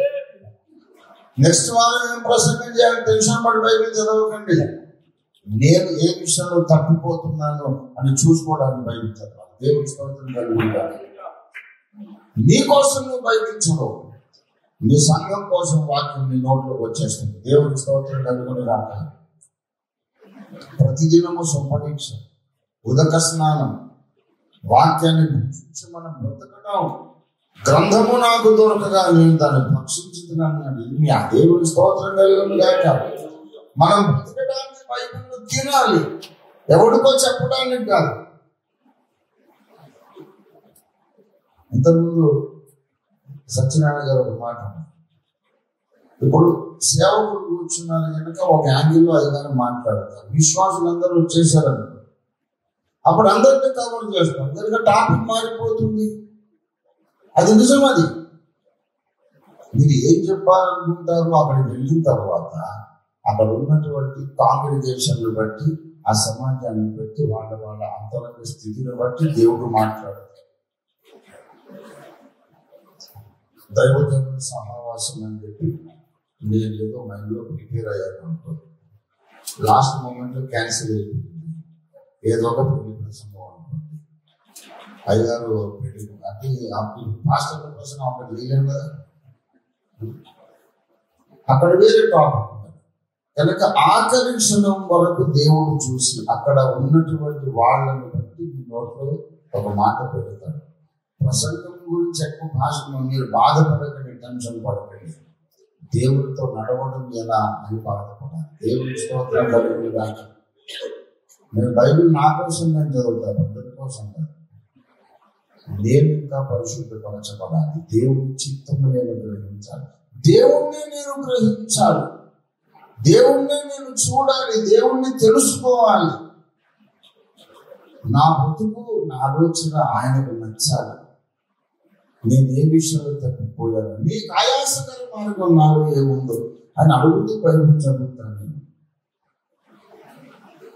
మరి అక్కడికి వెళ్ళాక ఇప్పుడు సాయంత్రం ఏం ప్రసంగం చేస్తాను నాకు తెలియదు, ఇప్పుడు ప్రసంగం చేస్తానని ఇక్కడికి రాకముందు నాకు తెలియదు. నేను మొదలు పెట్టి నా విధించాలని బాధతో ఉంది, ఆమెకు పూర్తి చేస్తాను. అంటే అసలు ఏ వాక్యం చెప్పాలో వదిలేండి, ప్రార్థన చేసి ముగించేద్దాం అని అందాం అనుకున్నంత డిప్రెషన్ నాకు అలోకి వెళ్ళిపోయడం తలుచుకుంది. అంత ప్రేమ, అంత అనుబంధం ఉంది నాకు. కానీ చెప్పాలి, నేను ఎదురు చూస్తున్నాను. దేవుడు అడిగితే, దేవా ఏం చెప్పాలో నాకు తెలియదు, చెప్పాలి నోట్లో నా మాట పిలిచానని మాట గుర్తు చేశాడు దేవుడు. అది గుర్తు చేస్తాను ఏంటంటే అప్పుడు దేవుడు అంతా క్లియర్ చేశాడు. దేవోక్తి లేకపోతే చదువు కట్టు లేక తిరుగుతారు. ఇన్ని రకాల డినామినేషన్స్ ఎందుకున్నాయో తెలుసా? దేవోక్తి లేదు కనుక, దైవజనులు డబ్బులు ప్రేమిస్తున్నారు కనుక దేవుని మాటకు బదులు ఇంకొక స్వరం సంఘంలోకి ప్రవహిస్తా ఉంది. ఆ ఇంకొక స్వరం కూడా లేఖనాధారంతోనే సంఘంలోకి వస్తుంది. సెవెంత్ డే అడ్వెంటిజం ఎలాగా స్టార్ట్ అయింది తెలుసా మీకు? ఎల్ఎన్జి వైట్ అమ్మగారు ప్రార్థన చేస్తుంటే ఆమెకు దర్శనం వచ్చిందని. 10 ఆజ్ఞలు ఆకాశంలో కనబడి ఆ 10 ఆజ్ఞల్లో 4వ ఆజ్ఞ చుట్టూ ఒక రింగిలా చుట్టినట్టు కనబడిందట. అదేంటంటే విశ్రాంతి దినమును పరిశుద్ధంగా ఆచరించు. ఒక దేవుడు నాతో మాట్లాడుతున్నాడు అనుకున్నది. ఆమె చెప్పిన తడవుగా 1000 మంది ఆమె బోధన అంగీకరించారు. ఒక గొప్ప డినామినేషన్ ఆరంభమైంది. శనివారమే మనం ఆరాధించాలి. ఆ దేవుడు సంస్కారం. దేవుడేనా ఆ దర్శనం చూపిందని అడుగుతున్నాను. ఆ దర్శనం 4వ ఆజ్ఞ చుట్టూ రింగు చుట్టూ చూపించిన వాడు దేవుడైతే ఈ పండుగలు ఇవన్నీ ఛాయయే గాని అని పౌరులు ఎందుకు గ్రహిస్తారు? ఇదంతా ఛాయ అని చెప్పిన పౌరు దేవుడు దేవుడా? ఛాయ చేయగలదు నువ్వు చేయాల్సిందే అని చెప్పినటువంటి ఈ దేవుడు దేవుడా? ఇతడు దేవుడా? అతడు దేవుడా?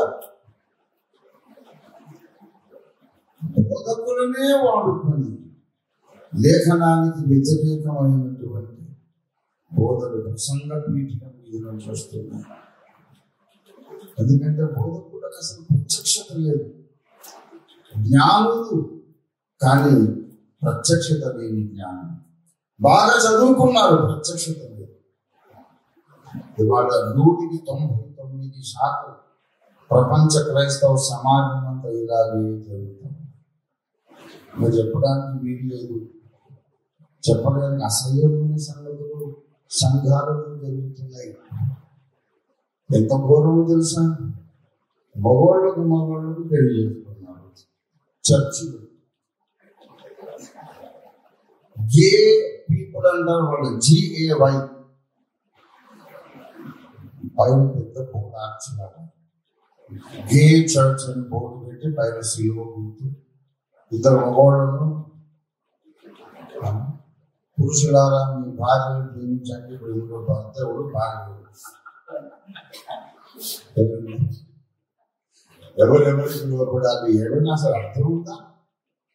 ఇంకా ఘోరము. మీరు నమ్మండి నమ్మకపోతే వాస్తవమే నేను చెప్తున్నాను.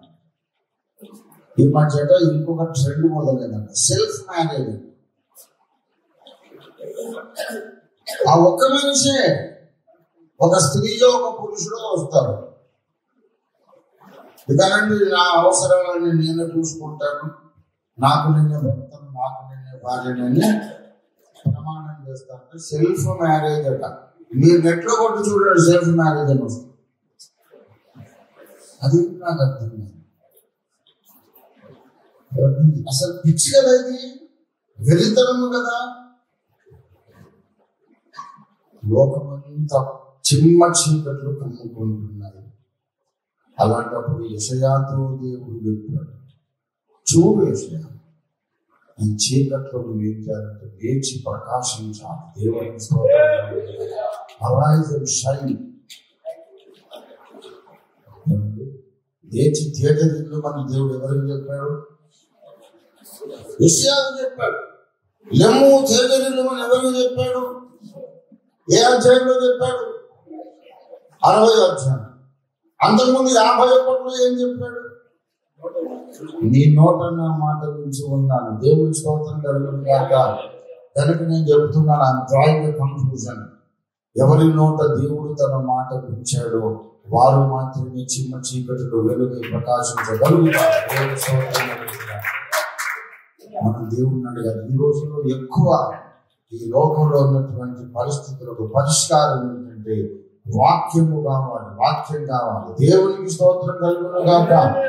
దయచేసి 2వ తిమోతి పత్రిక 4వ అధ్యాయము 2వ వచనం.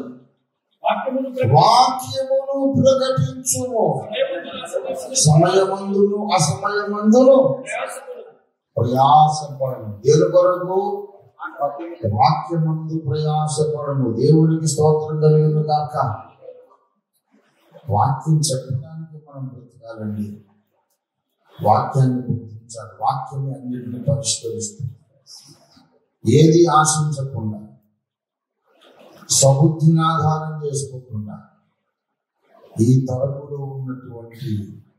చీకట్లను చూచి మనం ప్రవచించాలి. ప్రసంగాన్ని ముగిస్తున్నాను. ఈ చిమ్మ చీకటిలో మనం వెలుగై ప్రకాశించాలంటే 2 లక్షణాలు ఉండాలి. దేవుని వాక్కు మన నోట్లో పెట్టబడాలి. నెక్స్ట్ చుట్టూన్న చీకటిని మనం చూడగలగాలి. దేవుని స్తోత్రం కలుగుగాక. చీకటిని చూడాలి.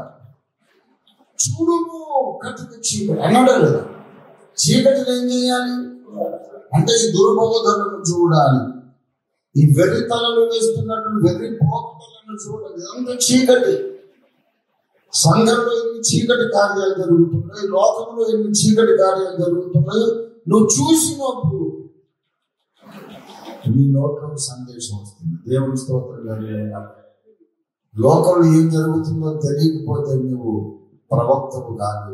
లోకంలో ఏం జరుగుతుందో నీకు తెలియాలి. దాని గురించి దేవుడు ఏమనుకుంటున్నాడో తెలియాలి.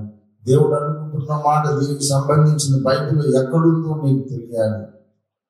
బైబిల్, దేవుడు, ఈ లోక పరిస్థితులు చూడడం, ప్రార్థన చేయడం, విజ్ఞాపన చేయడం, ఇదే నీ ప్రపంచం అయిపోవాలి. దేవునికి స్తోత్రం కలుగుగాక. నేను చూస్తుంటాను, అన్నీ చూస్తాను. ఎందుకు చూస్తాను తెలుసా?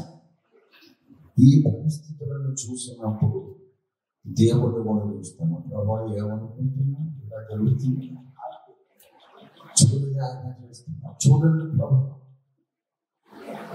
అవును కుమారుడు, నేను బాధపడుతున్నాను. అందుకే కదా ఈ మాట రాసిన బైబిల్లో అంటాడు ఆయన. వచ్చేస్తుంది దేవుని స్తోత్రం కలుగుగాక. ఇటు చూడాలి, అటు చూడాలి. దేవుని స్తోత్రం కలుగుగాక. అప్పుడు ప్రపంచానికి అవసరమైన సందేశం నీ హృదయంలోకి వస్తుంది, నీ నోట్లోకి వస్తుంది. అప్పుడు ఈ సమస్యలన్నీ పరిష్కారం అయిపోతుంది. లోకానికి దేవుడి వాక్యం కావాలండి. హాస్పిటల్స్ కావాలి, ఆర్ఫనేజ్లు కావాలి, అన్న వస్త్రాలు కావాలి, అన్నిటికంటే మించి వాక్యము కావాలి. చర్చిలు కట్టుకోవడం అవసరం. చర్చిలు కట్టుకున్నాక వాక్యం లేకపోతే ఎందుకంటే ఆ చర్చి నిత్య గోడతో చావడానికి. ఎందుకు? మందిరం కట్టగలిగితే కట్టండి, కట్టలేకపోయినా బాధపడకండి. దేవుడు ఇచ్చినప్పుడు కట్టుకుందాం. అది పెద్ద క్వాలిఫికేషన్ కాదు మనకు. పౌలు యొక్క చర్చి కూడా కట్టలేదు, పేతురు యొక్క చర్చి అసలు ఎవరు కట్టలేదు. అపోస్తలులలో ఎవరు కూడా ఒక ప్రార్థన మందిరం కట్టలేదు. వారు ఇంటింట రొట్టె పిలుచుకున్నారు. అది బైబిల్ ప్రమాణం. దేవుని స్తోత్రం కలుగుగాక. మనం కట్టుకోవాల్సింది. ఎందుకంటే క్రైస్తవులు అంటే ఇల్లు అద్దెకి ఇవ్వడం లేదు, ఇంట్లో ప్రార్థన చేసుకుంటే ఆబ్జెక్షన్ చూస్తున్నారు. కనుక మనకంటూ మందిరాలు ఉండాలి, ఉండొద్దని నేను చెప్పడం లేదు. దాని మీద దృష్టి పెట్టకండి. దేవుడు ఇచ్చినప్పుడు మందిరం కట్టుకుందాం, ఇవ్వకపోతే దాన్ని వదిలేద్దాం. కానీ మందిరం ఉన్నా లేకపోయినా మన నోట్లో దేవుని వాక్యం ఉండాలి. దేవుని స్తోత్రం కలుగుగాక. నీ గుడితో లోకం వెలిగించబడదు, నీ నోట్లోని వాక్యం ద్వారా లోకం వెలిగించబడుతుంది. దేవుని స్తోత్రం కలుగుగాక. బైబిల్ బాగా చదువుతాం, పరిశోధన చేద్దాం. ఒక మాట అడుగుతాం, దేవుడు అనుకోకండి. 8 ప్రణాళిక గ్రంథాలు బాగా చదివిన వాళ్ళు చేయొత్తని యథార్థం. అదాపు సేవకులలో చాలా మంది ప్రణాళిక గ్రంథాలను చదవాలి. హనోకు చదివాడు. ఏదన్నా సిద్ధాంతం ఏదైనా తేడా వచ్చిందని తౌరుకు మొత్తం హనోకు ఒకటి సరిపోతాడు. మంచిగా సౌమ్యంగా మాట్లాడుతుంది, అవి కన్విన్స్ చేసేస్తుంది కదా నీ పాయింట్. దేవుడి బిడ్డలారా, అగాపే సేవకుల్లో సగానికి సగం మంది ప్రణాళిక గ్రంథాలు చదవాలి. చాలా బాధపడుతుంది, బట్ అవమానించాలని చెప్పట్లేదు. హృదయం నిండా వాక్యము ఉంటేనే దేవుడు తన మాట మన నోట పెడతాం. దేవుని మాట మన నోట లేకపోతే సమాజాన్ని మనం సంస్కరించలేదు. రంజిత్ దగ్గర బైబిల్ కాలేజ్ డిగ్రీ లేదు, డబ్బులు లేవు, ఆస్తిపాస్తులు లేవు, ఏమీ లేవు. 45 ఏళ్ళు సేవ చేసి 800 సంఘాన్ని ఎలా కట్టాడు చెప్పగలరు? ఏముంది నా దగ్గర? వాక్యము తప్ప ఏమీ లేదు, ఇంకేం లేదు నా దగ్గర. మొదటి రోజు నుంచి ఈ రోజు దాకా వాక్యాన్ని ప్రేమించారు, వాక్యాన్ని చదివారు, వాక్యాన్ని ధ్యానించారు, వాక్యాన్ని ప్రకటించారు. నాకు లైఫ్ ఇవాళ నా మీద రకరకాల ప్రచారాలు చేస్తున్నారు. ఈ తరంలో దావీదు దేవుడే నా దేవుడు. 119వ కీర్తనలో 23వ వచనం చూడండి ఏమంటాడు. 23 నంబర్కి ఈ మధ్య చాలా ప్రసంగాలు చేశాను. 119వ కీర్తన 23 చూడండి ఏమంటాడు. అధికారులు నాకు విరోధముగా సమర్పించి నేనేం చేస్తాను, సేవకుడు ఏం చేస్తాడు, కట్టడలు ధ్యానించి ఓపిక మంచోడు కాదని వాళ్ళు అంటుంటే దేవుడు అన్నాడు బైబిల్లో నా దృష్టి పడుతుంది. దేవుడు ఒక కామెంట్ పెట్టాడు, ఏంటయ్యా నువ్వు మార్పు కూర్చొని ముచ్చాడు కూర్చొని అవతల కొంపలాంటి పోతుంది. ఏం కొంపలాంటిపోయి నాకు అర్థం కాదు. ఎవడో ఇంటర్నెట్ లో ఓఫీల్ గారు మంచోడు కాదు అని అంటే నా కొంపనంటుకు పోయినట్టు కాదురా, వెధవన్నారా వెధవ వాళ్ళని అంటున్నాను. వేల మంది నన్ను బ్యాడ్ అంటే నా కొంపలంటుకు పోవు. నేను బైబిల్ చదవకపోతే నా కొంపలంటుకుపోతే, నా దేవుడు నాతో మాట్లాడకపోతే నా కొంపలంటుకుపోతే, నా దేవుడి వాక్కులను ప్రకటించలేకపోతే నా కొంపలంటుకుపోతే అది ఉపద్రవం. కుక్కలు మొరగడం నాకు ఉపద్రవం కాదు, నా దేవుడి స్వరం నేను వినకపోతే ఉపద్రవం. అందుకు బాధపడతాను. అందరూ నన్ను బ్యాడ్ అంటున్నారని ఎప్పుడు నన్ను బాధపడు. దేవుడు నాతో మాట్లాడకపోతే బాధపడతాను. వాక్యమే నీ ప్రపంచంగా ఉంది. మిగతా ప్రపంచాన్ని నువ్వు చూడడానికి ఇష్టపడకూడదు. నాకు అవసరం లేదు, ఏం చేస్తారో చేసుకోండి, నేను మాత్రం సమయమందు అసమయమందు వాక్యం ప్రకటిస్తాను అని ప్రతిష్ఠించుకుంటే మన ద్వారా లోకం వెలిగించబడుతుంది. దేవుని స్తోత్రం కలిగిన సకల సమస్యలకు పరిష్కారం ఏంటి? దేవోక్తి. ఆ దేవోక్తిని తన నోటిలో కలిగిన దైవజనుడు లోకానికి ఇప్పుడు అవసరం. దేవుని స్తోత్రం కలిగిన అలాంటి ప్రవక్తల గుంపుగా మనం తయారుగా దేవుడు మనకు సహాయం చేయగా. రండి చిన్న ప్రార్థన చేసుకున్న తర్వాత చైర్మన్ గారు అప్పగించుకుంటారు. అందరూ కళ్ళు మూసుకొని 2 చేతులు ఆకాశంలోకి పైకి కొత్త సమయం మనం ప్రార్థన చేసుకుంటాం. ప్రభు ఈ లోకము చెడిపోతున్నాను, కటిక చీకటి జలములను కమ్ముకొని వచ్చినది తండ్రి. అయ్యో మా ప్రభువా, ఈ లోకములో మానవ సమాజం చెడిపోతుంది. క్రైస్తవ సమాజము కూడా ఎవరి ఇష్టం వచ్చినట్టు వారు నడుచుకుంటున్నారు. ఆ దినములో ఇశ్రాయేలుకు రాజు లేడు అన్నట్లుగా ఇవాళ సమాజం తయారు. మానవ సమాజం కట్టులేక తిరుగుతోంది, క్రైస్తవ సమాజం కట్టులేక తిరుగుతోంది. ప్రభా దేవోక్తి కావాలని ప్రార్థించారు. దేవోక్తి లోకానికి కావాలి. ఆ దేవోక్తి లోకంలోకి రావడానికి నా నోటిలో వాడుకోవాలి. నన్ను వాడుకోతండి. దేవోక్తిని ప్రకటించే ఈనాటి తిమోతిగా నన్ను వాడుకో. సమయమందు అసమయమందులు వాక్యములు ప్రకటించడానికి నన్ను నేను ప్రతిష్ఠించుకుంటున్నాను. బ్రహ్మా, నీ ప్రణాళిక గ్రంథములు చదువుతాను, నీ లేఖనాలు చదువుతాను. 24 గంటలు నాకు ఇదే గురిగా బ్రతుకుతాను. బ్రహ్మా, నీ ముఖ దర్శనం నాకు దయచేయండి. ఈ లోకంలో ఏం జరుగుతున్నదో చూడగలిగే జ్ఞానం నాకు దయచేయండి. ఈ లోకంలో జరుగుతున్న దాని పట్ల నీ స్పందనతో నా హృదయంలో పంపించండి. అవునైనా దేవుడే మాట్లాడుచున్నాడని నా చుట్టూ జనము నన్ను చూసి అర్థం చేసుకునేటట్టు సహాయం చేయాలి. మనం అడుగుతాం. We need real men of God. We need anointed. We need men of God in whose mouth God has kept his words. నిజమైన దైవజనులు కావాలి. ఎవరి నోట్లో దేవుడు వాక్యం పెట్టాడో అలాంటి దైవజనులు కావాలి. ప్రభువా, నన్ను వాడుకోతండి, నన్ను వాడుకోతండి. నా పెదవులు ముట్టుతండి. విషయా పెదవులు అగ్నితో కాల్చినట్టుగా నా పెదవులు నా నాలుకను ధరించి ప్రభు. నా నోట మీ మాటలు ఇచ్చండి, నా నోట మీ మాటలు ఇచ్చండి. ఇర్మియా నోట్లో మీ మాటలు ఇచ్చారు. పడిపోకముందు బిలాము నోట్లో కూడా మీ మాటలు ఇచ్చారు తండ్రి. ప్రవక్తల నోటి మీ మాటలు ఉంచుతున్న తండ్రి. ఓ మా అందరి నోట నీ మాటలు ఇచ్చండి. నాలో నుండి నీ దేవోక్తులు ప్రవహించండి. నాలో నుండి లోకంలోకి ఒక వరద వలె నీ వాక్యం ప్రవహింపజేయండి. మా దేశాన్ని రక్షించండి, ఈ ప్రపంచాన్ని సంస్కరించండి. మా ప్రభువాని వాక్యము లేకపోతే మాకన్నా దరిద్రులే లేరు. ఈ వాక్యము మాకు చాలు, మాకన్నా ఐశ్వర్యవంతులు. అయ్యా, నీ వాక్యం మాలో నివసించినట్లు ధనాపేక్ష మాలో నుండి తీసేయగలరు. ధనాపేక్ష చేతనే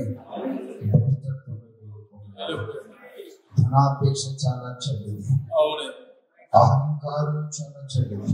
అహంకారంతో కోరహం చెడిపోయినాడు, అసూయ ద్వేషాలతో కయ్యేను చెడిపోయినాడు, ధనాపేక్షతో బిలాము చెడిపోయాడు.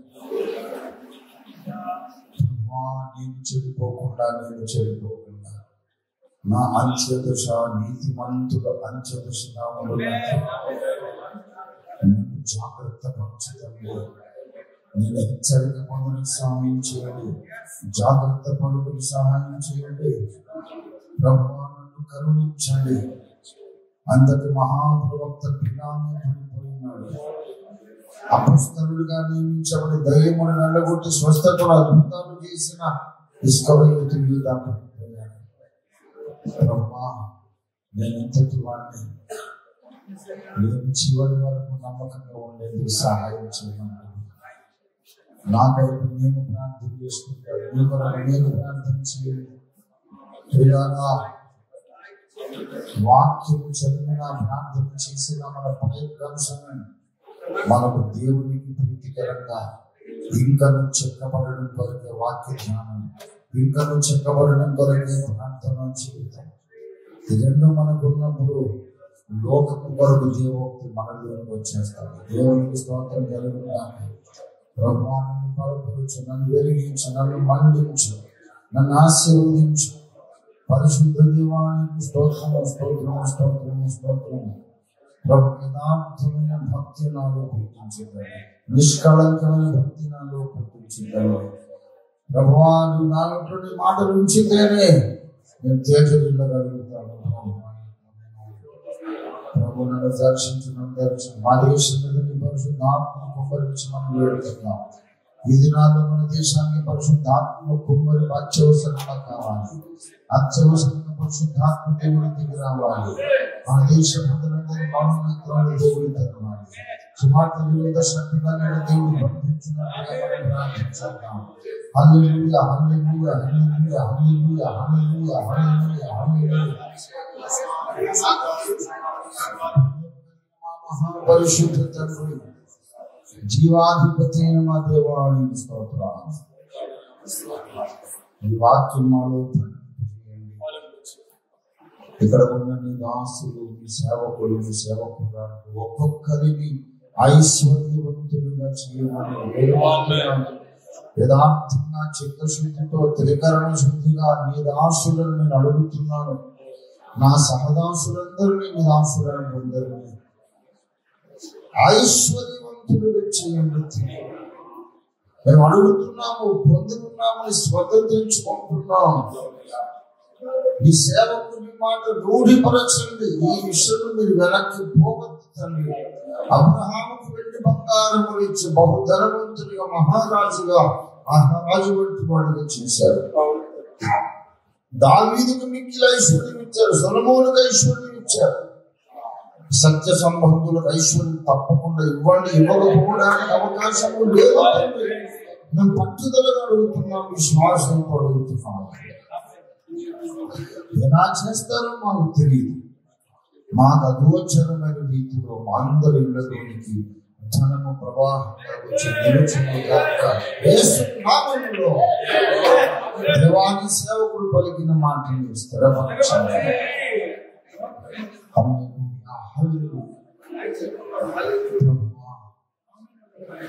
మాలో ప్రతి ఒక్కరూ కూడా మీ వాక్యంతో సమృద్ధిగా నింపబడిన సహాయం చేయాలి. మాలో ప్రతి ఒక్కరు చుట్టూన్న కటిక చీకటిని గమనించగలుగుటకు సహాయం చేయండి. ఆ కటిక చీకటి విషయంలో మీ సన్నిధిలో విజ్ఞాపన చేయడానికి సహాయం చేయండి. ఆ కటిక చీకటిలోనికి నీ దేవోక్తిని నీవు పంపించడానికి మా నోళ్ళు నీ బోరలుగా వాడుకునే తండ్రి ఇది ఒక్కటే పరిష్కారం అని మాకు అర్థమైంది. ఒక్కటే పరిష్కారం, దేవోక్తులే పరిష్కారం. ఎవరి నోట్లో దేవుని వాక్కుంచబడిందో వారే ఈ లోకానికి పరిష్కారం మీరు మాట్లాడారు. ఏలియాల సమూహంగా ఫిలిష్టులందరినీ మీరు మలచారు. పరిశుద్ధ తండ్రి, ఇంకా మాలో చాలా శుద్ధీకరణ జరగాలి. మాలో స్వార్థము నశించాలి, ధనాపేక్ష నశించాలి, కపటము నశించాలి, ద్వేషము నశించాలి, అసూయ నశించాలి. తండ్రి, మాలో సోమరితనము నశించాలి. బ్రహ్మమాను నిద్రమత్తును తొలగించాలి. ఈ సన్నిధిలో మేము రాత్రుల్లో ప్రార్థన చేయాలి, సహాయం చేయాలి. అందువల్ల మా శరీరానికి ఆరోగ్యం ఇవ్వండి, ఆత్మకు అభిషేకం ఇవ్వండి, మనసుకు జ్ఞానము శాంతి సమాధానం ఇవ్వండి. ఇది మొదలుకొని ఏ గడి మొదలుకొని ఓఫిల్ మినిస్ట్రీస్ చరిత్రలో ఒక నూతన సువర్ణ అధ్యాయం, అగ్ని బాప్తిస్మ అధ్యాయం ఆరంభించాలి.